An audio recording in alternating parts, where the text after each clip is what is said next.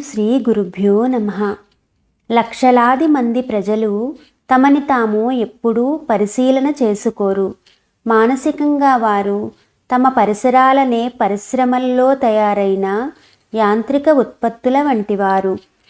పొద్దున్నే పలహారం, మధ్యాహ్నం భోజనం, రాత్రి భోజనాల మీద దృష్టి ఉంచడం, పని చేయడం, నిద్రపోవడం, వినోదం కోసం అటూ ఇటూ వెళ్ళడం, అవే వాళ్ళు చేసేవి.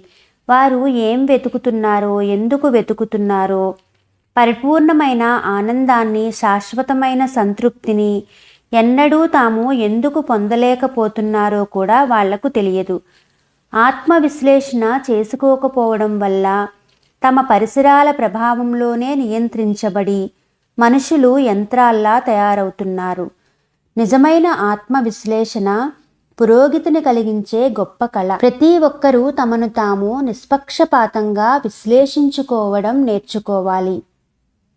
మీరు మీకు కావలసిన విధంగా తయారవ్వాలనుకుంటున్నారు కాబట్టి మిమ్మల్ని గురించి మీరు ఊహించుకోకండి. మీరేమిటి అనేది మీరు కనుక్కోండి. మీ ఆలోచనలను, ఆశలను ప్రతిరోజు రాసుకోండి. చాలామంది మనుషులు ఈ మార్పును కోరుకోరు.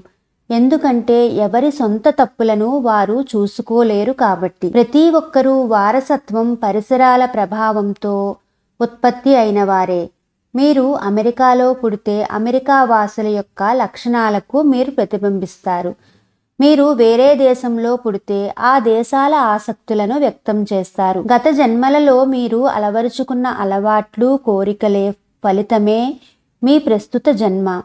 ఈ పూర్వజన్మల వారసత్వమే ప్రస్తుతము మీరు పుట్టిన ప్రత్యేకమైన కుటుంబానికి, ఇప్పుడు మీ చుట్టూ మీరు చూస్తున్న పరిసరాలకు మీకు దారి చూపింది.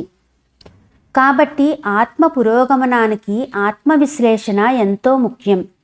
ఉదాహరణకు, చాలా ఏళ్లగా విషాద పుస్తకాలు చదవడం మీకు ఇష్టం అనుకోండి. సహజంగానే మీ మిగిలిన జీవితమంతా అవి చదువుతూ ఆనందించవచ్చని మీరు భావించవచ్చు. కానీ మిమ్మల్ని మీరు విశ్లేషించుకొని ఈ విధమైన సాహిత్యం ఎప్పుడూ చదువుతూ ఉండడం వల్ల మీరు విచారగ్రస్తులవుతున్నారని గమనిస్తే, ప్రేరణనిచ్చే ఆధ్యాత్మిక పుస్తకాలు చదవాలనే కొత్త అలవాటు చేసుకోవాలని మీరు కోరుకుంటారు. ఆ విధంగా చేయడం వలన మీరు మీ జీవిత గమనాన్నే మార్చుకుంటారు. దృఢమైన పట్టుదలతో చాలా తొందరగా మనను మనం మార్చుకోవచ్చు. కానీ ఆ పట్టుదల లేకపోతే ఒకరు ప్రయత్నం చెయ్యకుండా ఒక నిమిషంలో ఏళ్ల తరబడిగా వస్తున్న ఆలోచన ధోరణులను మార్చుకోలేరు.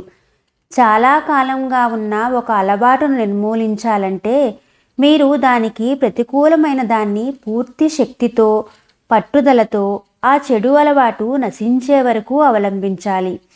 చాలామందికి అవసరమైనంత సహనం ఉండదు. కానీ ఈ సత్యాన్ని తెలుసుకుని ప్రతి ఒక్కరూ ఉత్సాహం పొందాలి. మీరు చేసింది లేదా సృష్టించింది ఏదైనా సరే దానిని మీరు మార్చుకోగలరు. అహంకారపు పరిమితులను వదిలి ఆత్మ పురోగమనం అనే విశాలమైన క్షేత్రాల్లో విహరించండి. సమయం గడుస్తున్న కొద్దీ మీ ఆత్మలు ముందుకు సాగుతూ పరమాత్మలో మీ జీవితం మరింత విస్తరించాలి. మీ జీవితంలోని అతి ముఖ్య కర్తవ్యాన్ని చొరవతో చేపట్టనీయకుండా పేరుకుపోయిన చెడు అలవాట్లు అనే చెత్త కప్పివేసి ఉంది. మీరు నిరర్ధకమైన ఆ ప్రభావాల నుంచి మిమ్మల్ని మీరు స్వతంత్రులను చేసుకోండి. మీరు కోరుకున్న సఫలతా బీజాలను నాటడం మొదలుపెట్టండి. జీవితం యొక్క అతి ముఖ్యమైన పనిని నిర్వర్తించినప్పుడే, అంటే మీ ఉనికికి ఉన్న అర్థాన్ని, నిజమైన విలువలను కనుక్కున్నప్పుడే మీ జీవితం సార్థకం అవుతుంది.